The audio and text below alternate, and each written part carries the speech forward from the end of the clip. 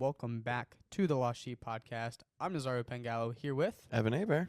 And as you can see, there is no Cole Bissett today. He is off grinding in the library somewhere, working on an exam, studying for an exam that he's got tomorrow. So we wish him luck. Today is Tuesday, March 31st, the final day of March as Last day we of move March. into April. But more importantly, we move further into the great week that is Holy Week. Holy Thursday coming up in 2 days, followed by Good Friday and Easter Sunday on Sunday. What is it Holy Saturday? Is that the proper title? Yeah, it's Holy Saturday. Yeah, okay, I think so. with Holy Saturday on Saturday. So a very exciting time. Some would say the best of times here in the liturgical the greatest calendar. time. The Some would greatest call time. it the greatest time. For sure. So, Evan, how are you feeling? Just, normally in your week and then also with that ahead. Yeah, I think it was weird. You talked to me on Sunday. I think it was Sunday, and you were like, "Oh, well, are we recording on Tuesday this week?" And I was like, "What?" Because it felt like we had just recorded, because we recorded on Saturday, scheduling and whatnot. So, not a huge amount has happened since we've recorded, but I am super excited for Holy Week. I don't remember if I was super excited on the podcast for it, but I love Holy Week. I love going to these masses, getting to celebrate Holy Thursday, getting to celebrate Good Friday is super cool. Super, super cool. The Easter Vigil is a fantastic experience. And it's also one of those things that you don't often get to experience, right? It comes once a year. So it's not something you see every day. I'm also excited. We're nearing the end of school. Things are wrapping up. We're getting close to being finished here, which means the summer, which means I'm days closer to my wedding. I think today is tomorrow, or I guess in 2 hours, we'll be 101 Dalmatians away from our wedding, which is very exciting. Is cool. But yeah, man, I'm stoked for this week. I am super stoked. And then we get to Easter, and Easter is just such a joyous time in the church. It's all celebrating. It's all gold and white is just so getting to see the church with the Easter lilies and the gold and white and everybody's dressed to the nines and stuff. It's just a super cool experience. But yeah, it's going to be awesome. I think one of the coolest parts about the Easter Triduum, I'm not sure we think about it as much, but there are so many Catholics or even non-Catholics that come into the church during that time that aren't usually there. Mm-hmm. And you may say, oh, they're only the people that go on during Easter or during Christmas, but this is really a great opportunity for the church to reinvigorate those people, and they can remember their faith, maybe have a new, deeper calling in their faith, and it can start this weekend. It's such an impactful weekend like that. Yeah, and I mean, you always have to kind of flip that, right? How wonderful it is that they get to come to Mass, right? That Christ has this opportunity to work in their hearts, right? And really, for any of us, it just takes one step, right? There's a whole, as is our style, there's a whole bunch of quotes about, taking one step. And I think we've done one. At some point, we need to do Bilbo Baggins' song. I'm going to bring that as a quote. But, you step onto the path and you see not where it goes. And so that's a dangerous thing. In order to trust that, going to church and to trust God to do his work, his side of the story, is cool, and it's fascinating for us. And it's wonderful because I've known a lot of friends who have had really good experiences and have become Catholic or become curious about the church because of Easter, because of the beauty and the joy and the glory that is the Triduum. So it's a really cool celebration. Yeah, it's going to be a very exciting week. But before that, most importantly, before Easter, I'm not sure that's the right word, but that's what came out, we have the Passion. We have to enter into that part of the story, and what comes with Good Friday, and I'm not sure if celebrating would be the right word, but we have to remember it for sure. Mm-hmm. And so before we get to Easter, we have to go through that. And I think our quote, I know for my side, we could definitely get into that aspect of it if you want, but we are going to introduce our quote of the week. Ladies and gentlemen, the quote of the week. So our quote of the week comes from Epicurus, and the quote is, The art of living well and the art of dying well are one. So I'll read it one more time. The art of living well and the art of dying well are one. And this comes from Epicurus, who is an ancient Greek philosopher.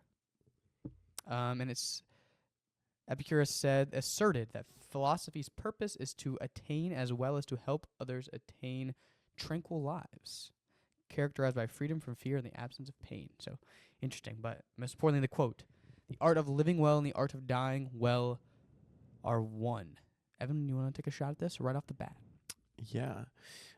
So I think gut reaction reading this quote for the first time was like very simply like, oh yeah, like yeah, that kind of makes sense, right?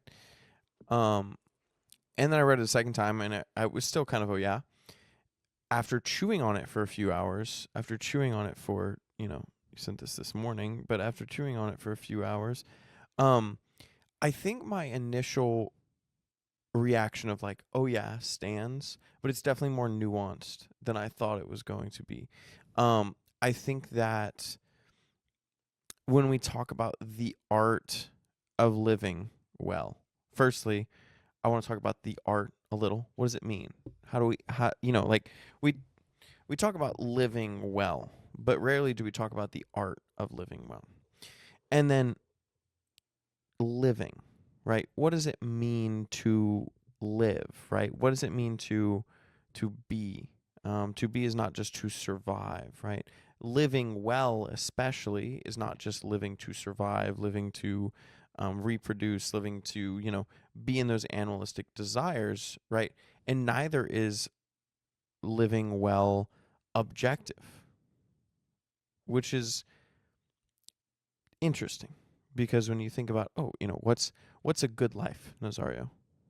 And so a good life for me, I would say, is a successful life that hopefully has a wife and a family, and that I'm able to have a job that provides for them and able to take care of my kids. That would be how I would say it. Yeah. And then you would say, or you would say something similar, but someone else could say something. Someone else could say something completely different, right? So that living well is completely subjective almost, right? So those are my first thoughts. We'll dive into that. I'll toss over to you for first thoughts, Nazario, and see what you got queued up. It feels interesting that although Cole is not here, our walking dictionary, as he called himself last week, I think you and myself are both feeling of the desire to go to the definitions right off the bat, which is interesting. I don't know if that's conditioned from Cole. Yeah, he's conditioned us. For sure. But the first thing that I thought about right off the bat, which I mentioned earlier, was the aspect of the passion that we could go into. I don't know if that's because the Good Friday remembrance is coming up here in a few days, or there's something else. But that was right off the bat. I saw, the art of living well and the art of dying well as the example of Jesus. How did he do this? And that's something we can go into as well. But I say we go right into what both of us were thinking about, which was the definitions. So I'm going to start off with the definition of art.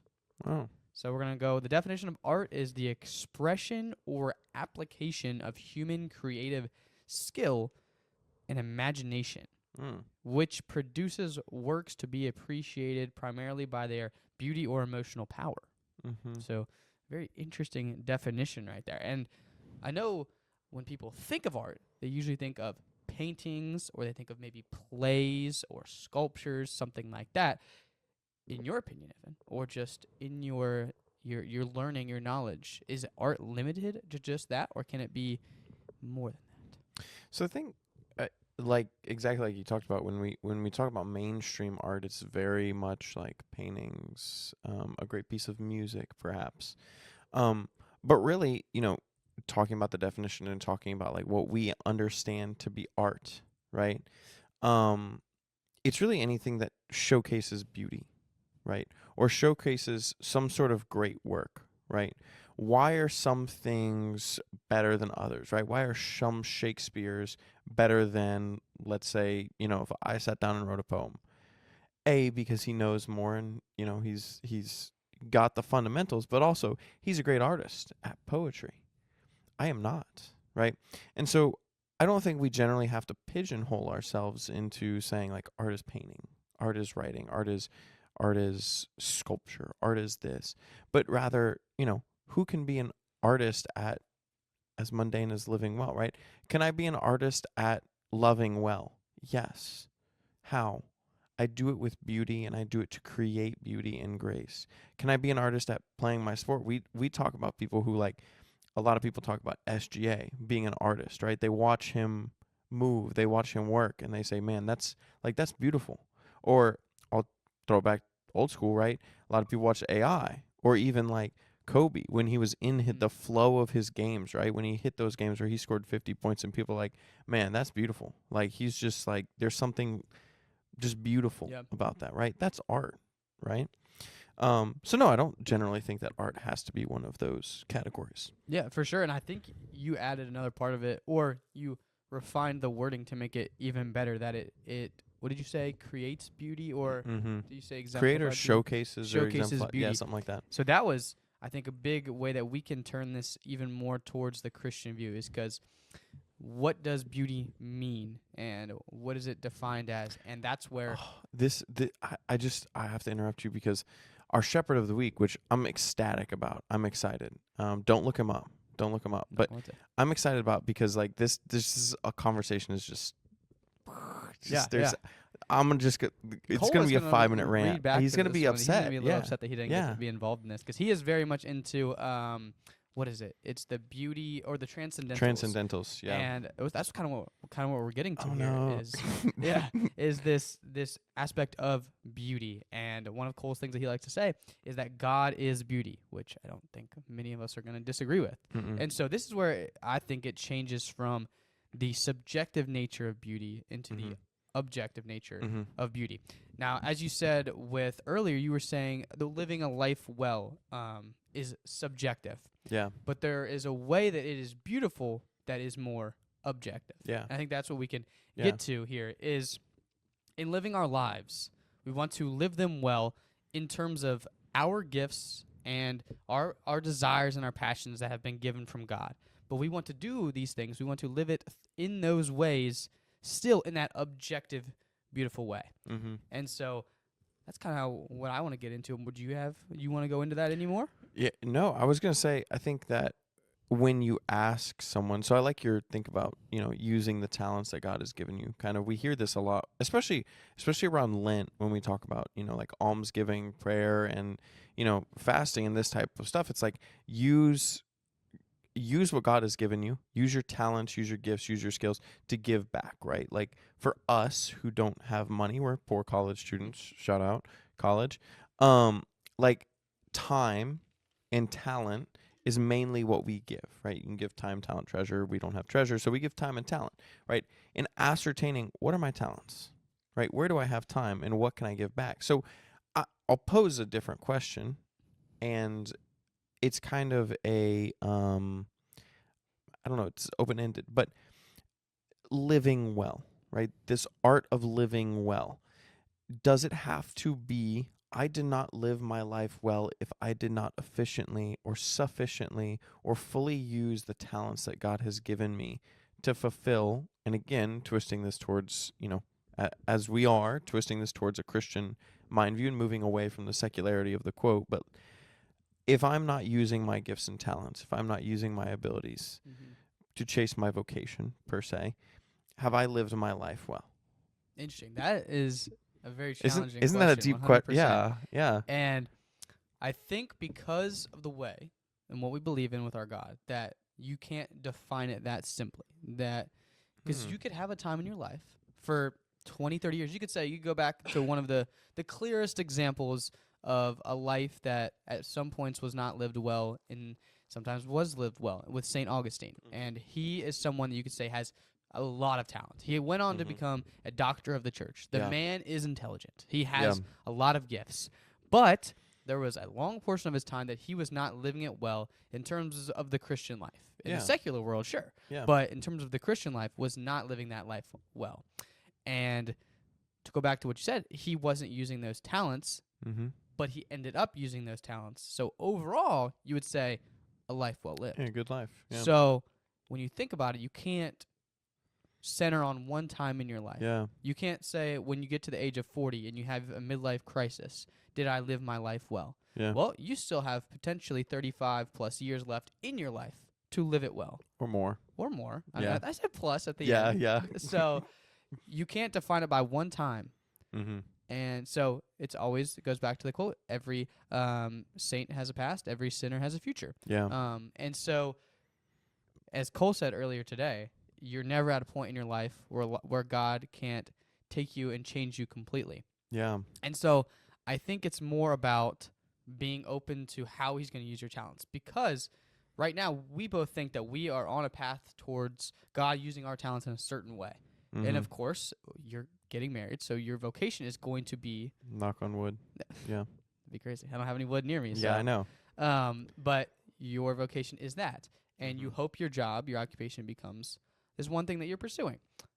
But that doesn't mean your talents 20 years down the line can't be adjusted. I Yeah. mean, we both know, and as Cole would say as well, that we know that Evan is a very intelligent man.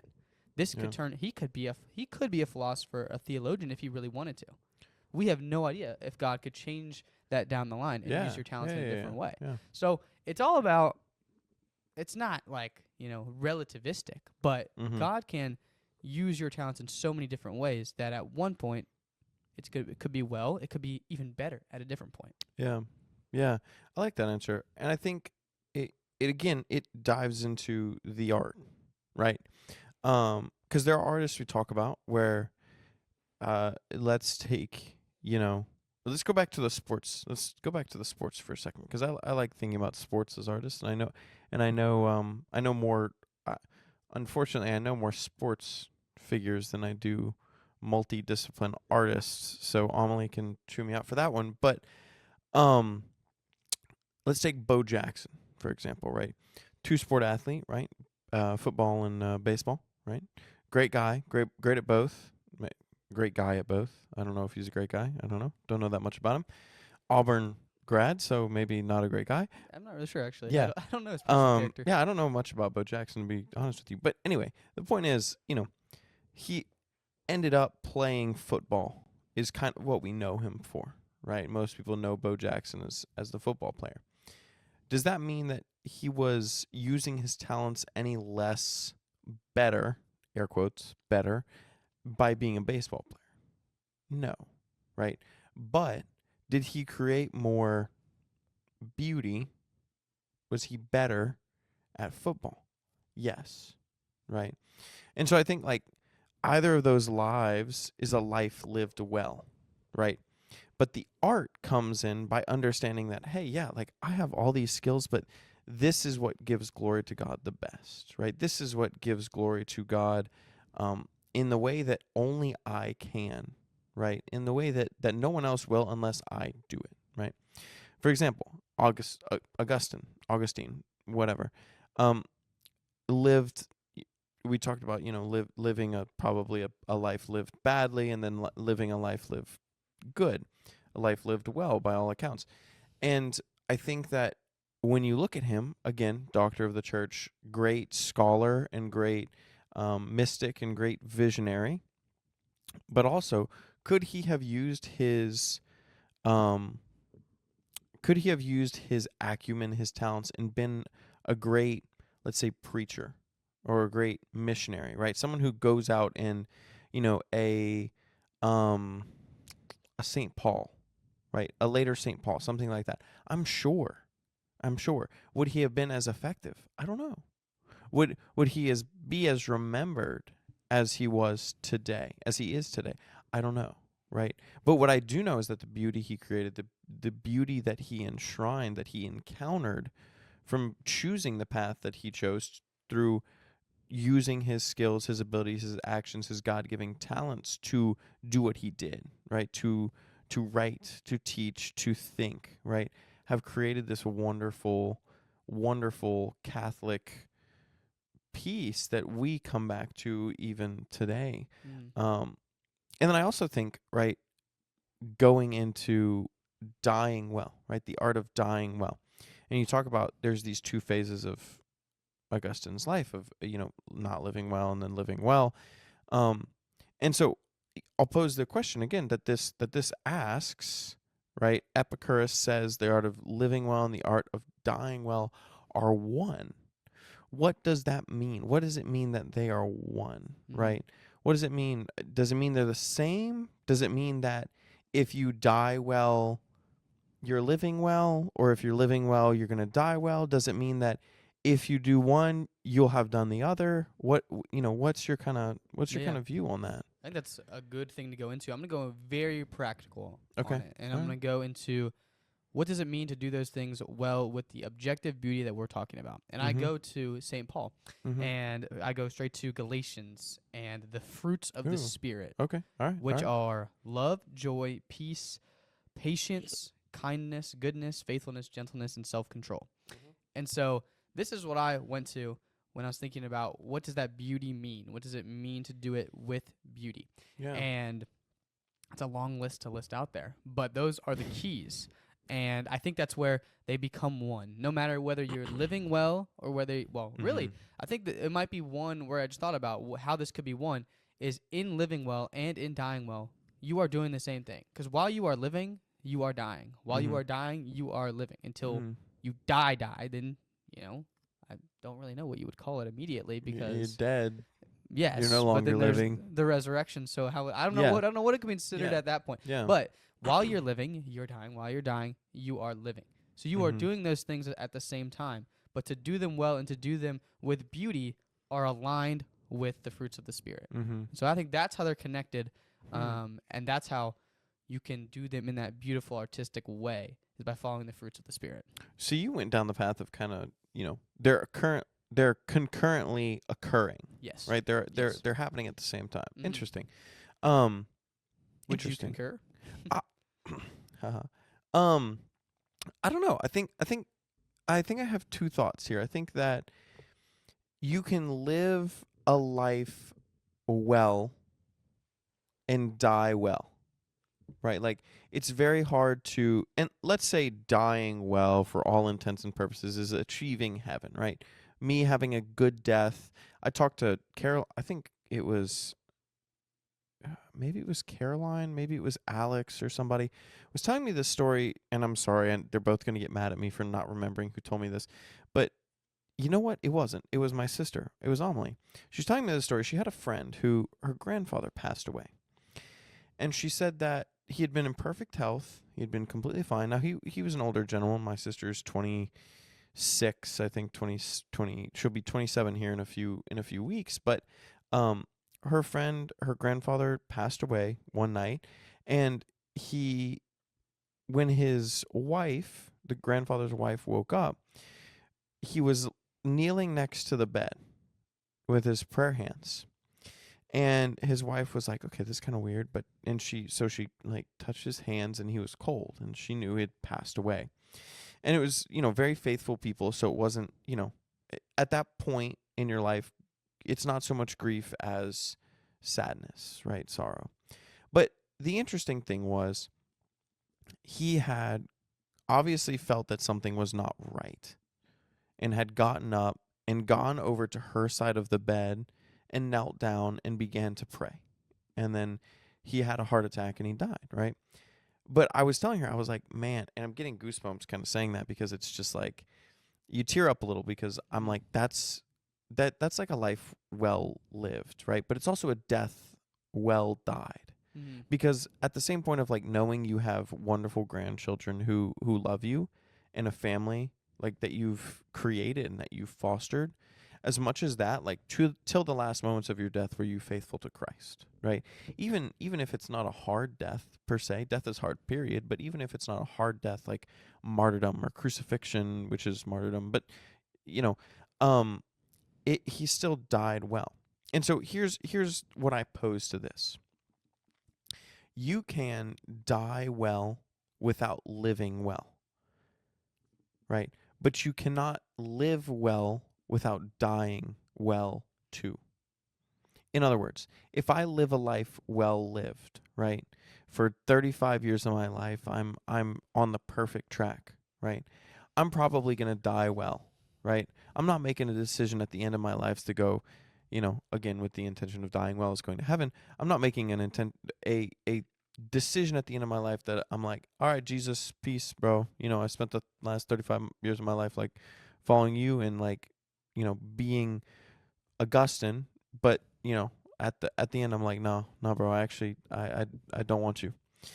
Whereas I can live my life crazy, and there are thousands of examples of this. Live my life poorly, and then at the moment of death, have that realization of, wow, what have I been doing?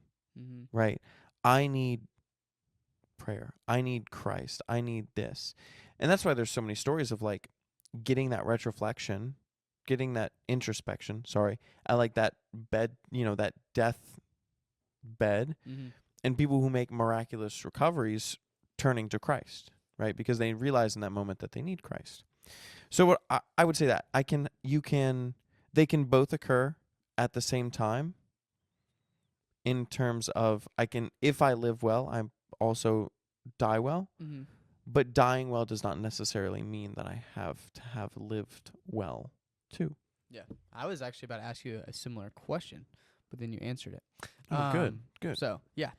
But I think of a song as we're talking about this. Okay. And I know you know this song. I'm Okay. curious if you'll agree, but it's by Tim McGraw, Live Like You Were Dying. All right, so that's super funny. I was just looking at the song. Yeah. So, what does it talk about? It Yeah. talks about someone who has lived a life. We have no idea about their previous 40 years, Yeah. but we know that at this point, when they're 40 years old, they find out that they're going to die a lot sooner than they ever thought they would. Mm-hmm.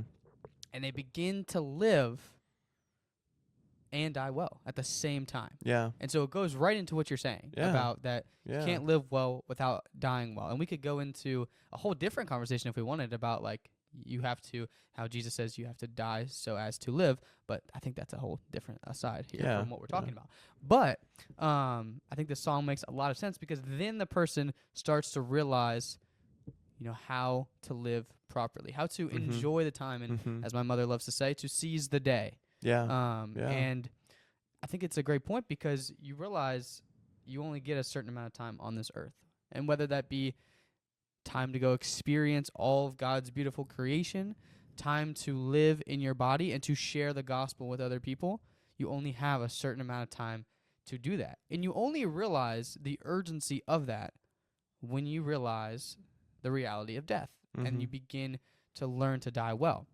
And I'm trying to remember of a specific example, but I think of an idea or an image of someone who is close to death, but they're not sad. They're not upset about dying. Mhm.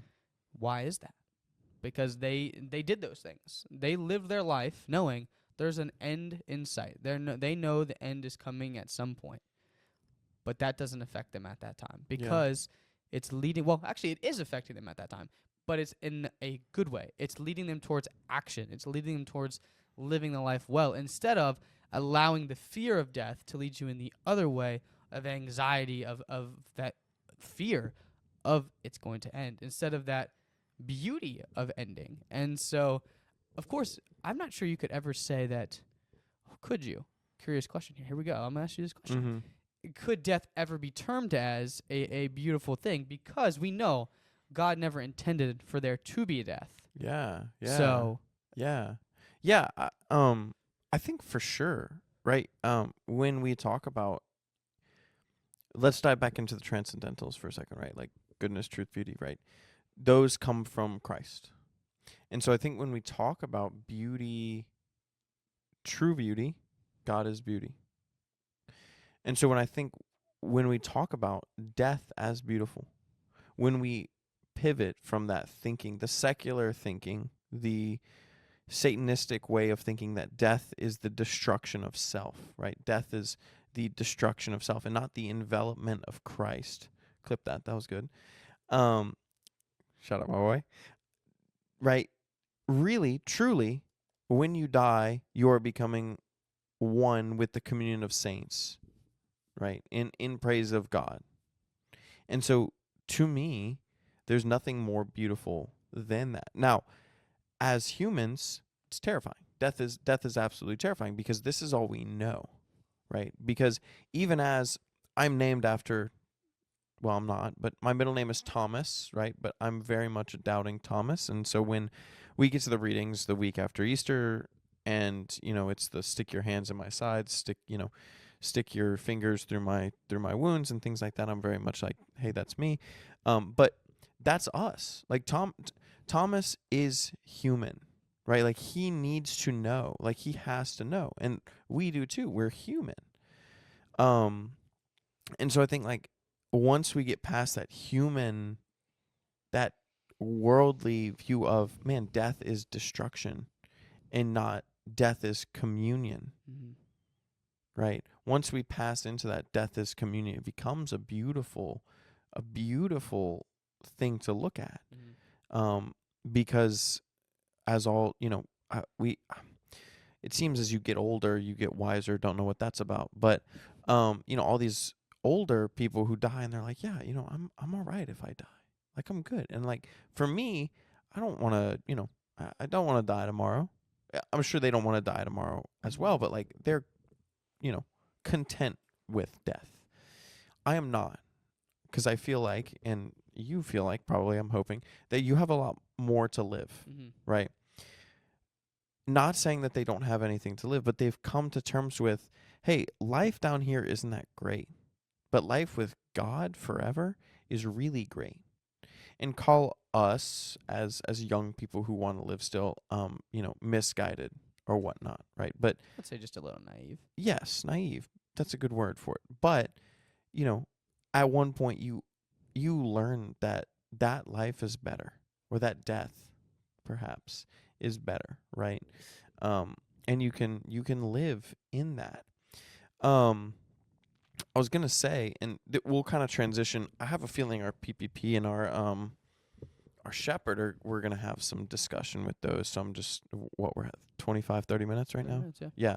So I'm gonna do a little transition here, but because for our PPP we're gonna talk about less. This episode will release on Easter Sunday, so we're gonna talk about less Triduum things and more Easter things in our practical prayer practice. But Holy Week can be really sobering. Sombering? Sobering. Or sobering? Sobering, right? Like Isn't it can. both? Yeah, it can be somber, but it can also be sobering, right? Okay. Because, stay with me. Lent is very much like you can be on fire with like sacrifice and die to self and all these different things that you're doing. And Easter can be, I'm so on fire because like joy and God is risen and all this great stuff is going on.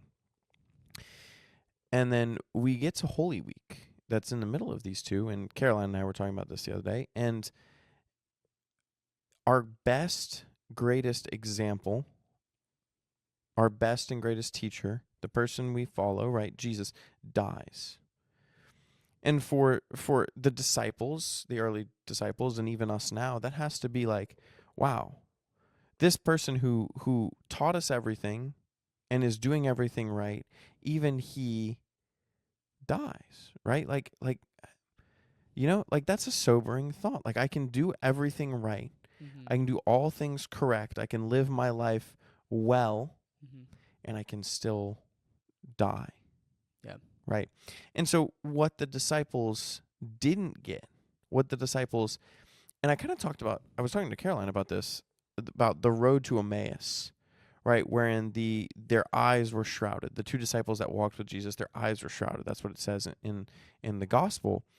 I kind of think like the same thing happens to the minds of the disciples in those days where they're in the upper room before Jesus appears, right?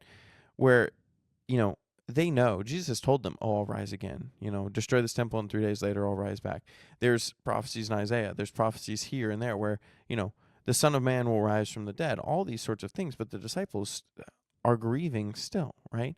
Because it doesn't feel like this guy's going to come back from the dead, right? The only person we've seen come back from the dead is the daughter of the general, Jairus' daughter or whatever, and then Lazarus. And who did both of those? The guy who's dead, right? Who's going to come resurrect bro? And so I think when we focus on just that, it can be sobering. It can be hard. But with our practical prayer practice of the week, maybe it becomes a little bit better. Ladies and gentlemen, The practical prayer practice of the week. Yeah, so our practical prayer practice of the week, since it's going to be released, this episode will be released on Easter Sunday. Hopefully you're listening on Easter Sunday or whenever, you happen to get around to this episode. Know that it was released on Easter Sunday. So this practical prayer practice is joyous entrance into the Easter season, the celebration season of the church. So why did we do this? Why did we choose to do this? Because it's time. It's time to celebrate. That is the point of the Easter season, to celebrate what's on the other side of death. This is why we focus on living well and dying well, because on the other side is the great joyous celebration of heaven, of the resurrection. Yeah, yeah. And I think going back into the quote, we talk about, we'll talk about a little practicals on how to live Easter well and things like that. But I think like the big thing connecting this with the quote today is just like when we talk about dying well, and I almost said something when you talked about this, but like that phase between like, okay, I'm like dying and I'm in heaven, but then there's the resurrection, right? There's the second coming, right? That we're waiting for. And I think like that's dying well, so that the resurrection, I'm a part of it. Because if we don't die well, if we don't, then we're not going to be a part of the resurrection. I hate to break to the gentlemen and ladies out there in the audience, but if we don't have a good death, if we renounce Christ at death, then we're probably not going to be there in the number, right, when he comes back. So practicals.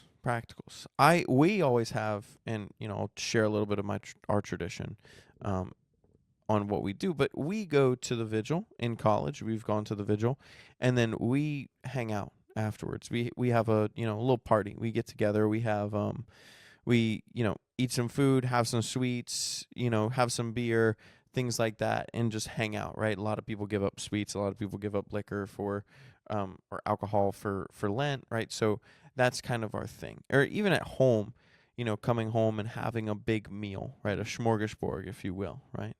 Use the Swedish term, but have this big meal and just you have people there and it's happy and it's joyous. What's you're a vigil guy? I actually had never been to the vigil until last year. Okay, so what's the typical like Easter day, and then we'll talk about season. But what's the typical like Easter day celebration? Yeah. Snazoo. So freshman year, I went back home for Easter, and I was planning on going to the vigil for the first time. However, Alabama played Clemson in the Elite Eight on that Saturday, and that was Alabama's first ever entrance into the Final Four. Yeah. So didn't go then, but went for the first time last year. But before that, we always went on Easter Sunday, and my mom tried to do different things before Mass on Sunday. Like, have you ever done? You put like the marshmallow inside of the croissant, and then you cook it, and then the marshmallow disappears. So it's like the emptying of the tomb. She likes doing that one. But then never heard of that? No, like a Pillsbury. Can I do like a Pillsbury croissant? Mm-hmm. Wow. And you put like the marshmallow inside, and then it empties the tomb. That was just a fun thing that I remember. And then That's afterwards, crazy. my grandma always hosted the Easter thing, and she loves the Easter egg hunt, the basket. So always remember. And so she hosts my grandma, and since my parents always help with her, and she always has a Thanksgiving, a Christmas, and Easter. But there was always something different about the Easter party. Yeah. There were a lot more people, and a lot of people that I didn't know on the Easter party that were invited. Yeah. And I always was curious why that is. I actually have never asked my grandma why that is. Maybe I should call her after this and ask her why. But I would guess that Easter is just that big of a celebration. You want to invite as many people as you can to enjoy the joyous celebration. So that's what I think of when I think of the Easter celebration and what Easter looks like. And then let's talk a little bit about, so the Easter season, and I'm pulling up the liturgical calendar to make sure this is correct, but the Easter season lasts from Easter, of course, the Easter vigil, to Pentecost. Let me get my heresy check here. Pentecost 2026 is Sunday, May 24th. So that is about a month and a half. Sunday, May 24th. Here we go, May 24th. Yeah, so it lasts until Pentecost, right? So we have Pentecost 50 days after Easter, obviously, Penta meaning 50. And then after that, we have the Blessed Virgin Mary, Mother of the Church, is the memorial right after that. And then we launch again into kind of this ordinary time of summer. 10 days before Pentecost, naturally, we have the Ascension of our Lord, which is typically a moved to the Sunday before, right, as a thing. But you know, we talk about living this Easter season well, and it's not just like Easter itself. We talk about the octave of Easter, which is the 8 days after Easter. It's very common for people to go to daily mass every day of the octave, which is hard for us as students, but can be done, right? We talk about people doing that. We talk about people really like rejoicing in the Easter season and making sure that they're intentional about visiting mass, visiting daily mass, visiting adoration during Easter, right? And so making sure that we're in the celebratory mood, right?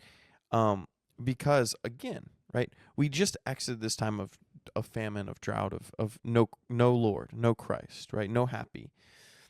And as much as we forget about the past and we say, oh, Holy Week is behind us, Lent is behind us, like it's Easter now.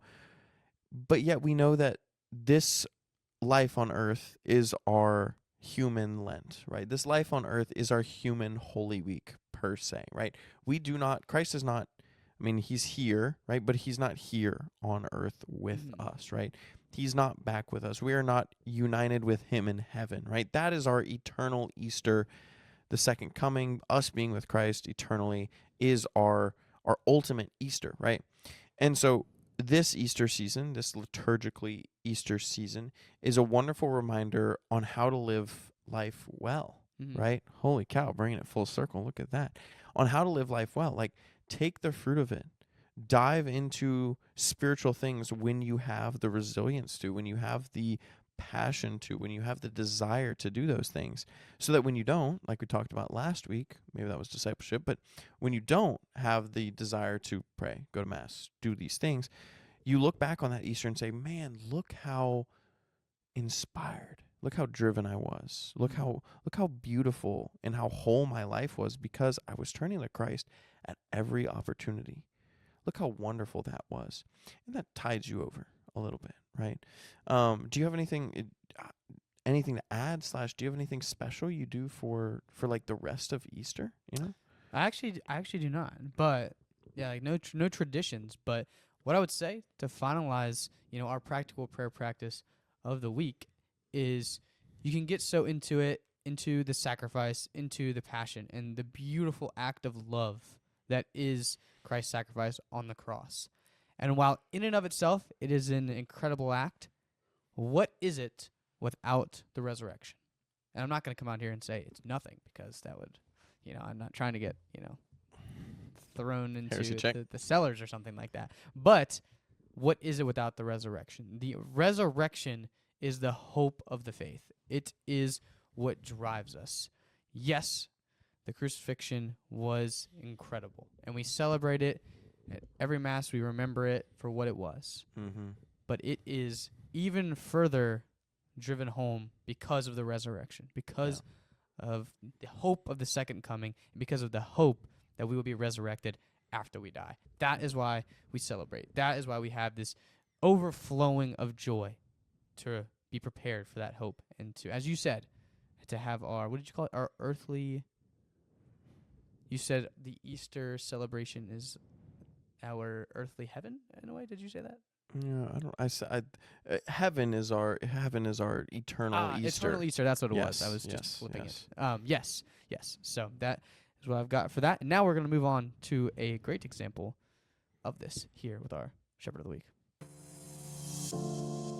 Ladies and gentlemen, the Shepherd of the Week.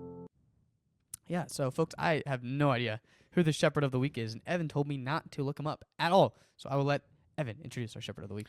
So our Shepherd of the Week this week is Dr. Martin Shaw.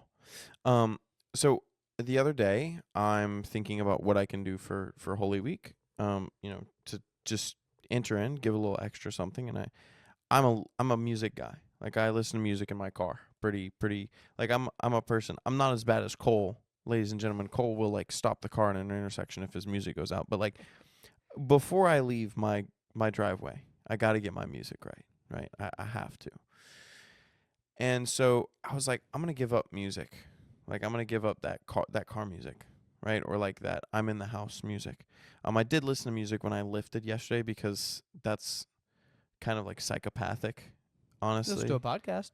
Yeah, that's even more so. Like I see the guys who are like writing in their like composition books while they're lifting. I'm like, you're an insane person. But so I was like, okay, I'll put on a podcast instead, right? And so I love Pints with Aquinas. I love Matt Fradd. I think he's a very compelling interviewer. And so I was scrolling through the recent episodes and I was kind of, whatever. And I came across this one. This is from March 16th, so 15 days ago. And it's called Enchantment in a Disenchanted Age. And it says Martin Shaw is a mythologist, storyteller, and New York Times bestselling author of Liturgies of the Wild, Myths That Make Us. Together, we discuss the power of fairy tales, the need for a quest, and a profound 101 night vigil in the woods that led Shaw to Christianity. In addition to drinking scotch, which I'm, a big fan of, this guy's it was really interesting. And I was kind of in that place of where like I want a little bit more right now. Like I want a little bit more with my life. Like I want to. I was telling Caroline like I want to read books again. Like I want to read books for fun, not to like learn something in school. I want to, sit outside to sit outside, right? Just because I have the time and I can do it. And so there was a few things I drew from this podcast. Now the first was people don't go on quests anymore. He talked this big thing about how people quested for beauty, which this is why when you were saying like, oh, we're searching for beauty, I was like, whoa, this is crazy. People don't quest for beauty anymore. They used to go out and adventure for things, right? Try to find things. We don't do that anymore. We're taught to just be satisfied with what's in front of us, or find beauty in our phones, or find beauty in our work, right? The things we do, and not to peruse for this natural beauty. So that's the first thing, right? Just he was talking about that. And how it's so important that we have a quest in our lives and what those quests look like, right? What does that quest look like for your life? The second thing he was talking about is finding beauty where you are. And so he said, for him, he's Eastern Orthodox, which I love, right? It's fantastic. He's Eastern Orthodox. And he was saying that a lot of his friends thought he was kind of hokey or strange because he was when I'm hurting, when I'm in pain, or when I need some time to think, I go to the forest. I don't go to church. Like, I don't go and sit in church. I go to the mountains. Like, I go into nature because that's where I connect with Christ. And you were there for Dr. Sakasa's talk when he talked about, like, I feel at home in the Appalachians, like I feel connected with God's nature. And he was saying that, like that's where he finds God. And I'm very that same way, right? Like I love being out with myself, like with just nobody. And more recently I've come to love like being out in nature with Caroline. Like that's a very intimate form of time that we can spend together. But more his point was people always ask me, well, Martin, I live in Tuscaloosa, Alabama. I live in, Houston, Texas, right? I live in this city. How am I going to find beauty here? Like, there's not great expanse. There's not hills and trees and mountains. And, I'm not walking through the countryside as Tolkien and Lewis and these great people did, right? And he said, slow down and find the little things, right? Find the little beauty. In the past week, and this is a question to you, it's kind of rhetorical, but it's also to the audience. In the past week, how many times have you sat down in your backyard or at a park or in the church, at St. Francis, and looked up into the branches of a tree? For most of us, 0. That seems like a useless exercise, right? Or how many times have we looked at the ground and just observed? But when you start to do that, the beauty comes through, right? How wonderful this tree with 7 bird nests in it, right? And these birds flying around and squirrels in it and all these bugs flying around pollinating the flowers and how wonderful. And when I look to the earth, look at all these bugs and these creatures and this grass and the intricacy of the pattern it's drawn along the ground. How wonderful, how beautiful that is, right? And it challenged me because last year, I had this teacher who, as an entomologist, he was very much like, slow down, look at the tiny things, because that's where the bugs are, really, right? But it taught me to take a pace off and look, observe, right? To find bugs, you have to be patient, quiet, and you have to look for tiny things. To find beauty sometimes in our chaotic world, in our day-to-day lives, you have to do the same thing, right? And so, it was a long, and I'll toss it over to you in our second. But our shepherd of the week is Dr. Martin Shaw. I encourage you to give a listen to this Matt Frad, this Pints with Aquinas. It's episode 570. It was fantastic. But I was literally just like, I'm used to having Holy Week be a spiritually staunch and battleistic time. A lot of Christians are very familiar with that. Like, Holy Week is where we get bombarded with all these things, right? It's hard. Holy Week's hard.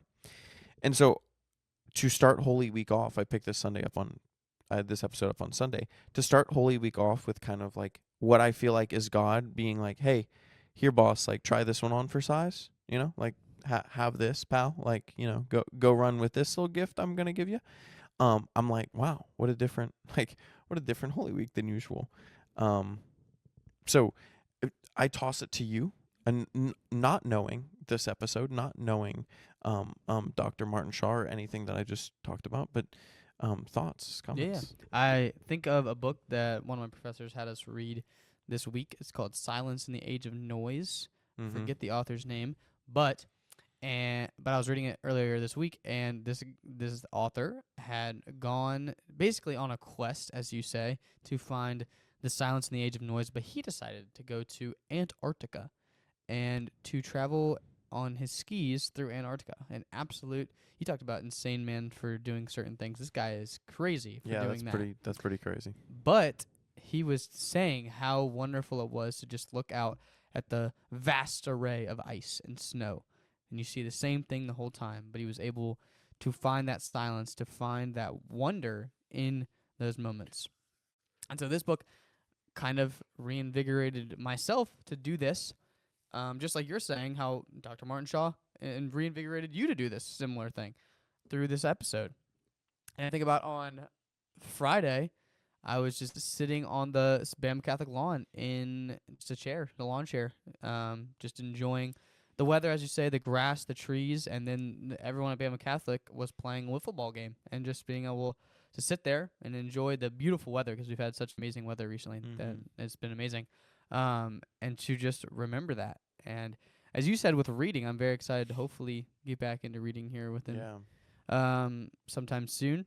We'll see. I know that that's eventually going to happen sometime, but definitely school does not help with, making us want to read. It makes it less appealing, Yeah, for sure. For sure. But I agree that the wonder of the earth, the wonder of just being instead of always, finding that instant gratification from our devices. But I love the quest aspect as well, to try to find something to quest for. Those are very good for us. Of course, we have the ultimate quest of heaven, but we also have, like, you at one point were questing to run some type of a triathlon. Yeah, triathlon. That's the right word. Look, the wonderful thing is, like, questing is, he talked about fairy tales a lot. He's a storyteller by trade, and he was talking about how, like, it doesn't have to be direct, right? Like, how often in our lives do we quest for something and then find a sidetracked by something, and then we're back on the quest, and then we're off in the woods somewhere, right? We talk about Lord of the Rings or Star Wars or any of these great quests where they know what to do in the beginning, and if they just were able to go there and do it, it would take 10 minutes, right? But that's inevitably inevitably. That's not how a quest works. Like with heaven, right? Heaven, if we were able to just, do it at 0, like we get baptized and we're like, yes, I know how to get to heaven now, and then we lived our next 100 years perfectly, like that would be crazy. And I guess that theoretically that could happen, but right, like there's always sidetracks, there's always winds in the road. So I think like it is still a quest. And I was just talking about how more invigorated I am to do that a little bit by this, but other things as well. But like it's still a quest, but it's a quest. It's hard. It's a windy road. It's up mountains, and there's dragons and fierce lizards and fair maidens sometimes if you're lucky. So yeah, and I think one of the most interesting things that I've kind of realized lately that I'm going to put into the terms of quest here is the very practical aspect of like when you graduate college, you had these wild dreams during college of hey, your major was going to get you here, and you have this big dream of what your job's going to be, and then you are looking for a job and you realize, well, you actually can't just get the job that you really wanted right out of college. Yeah, your quest has changed, Your my quest friend. has changed. And at the end of the day, 15 years down the line, 25 years, whatever it may be, you could end up getting to that quest, to that throne castle that you'd once imagined as that job.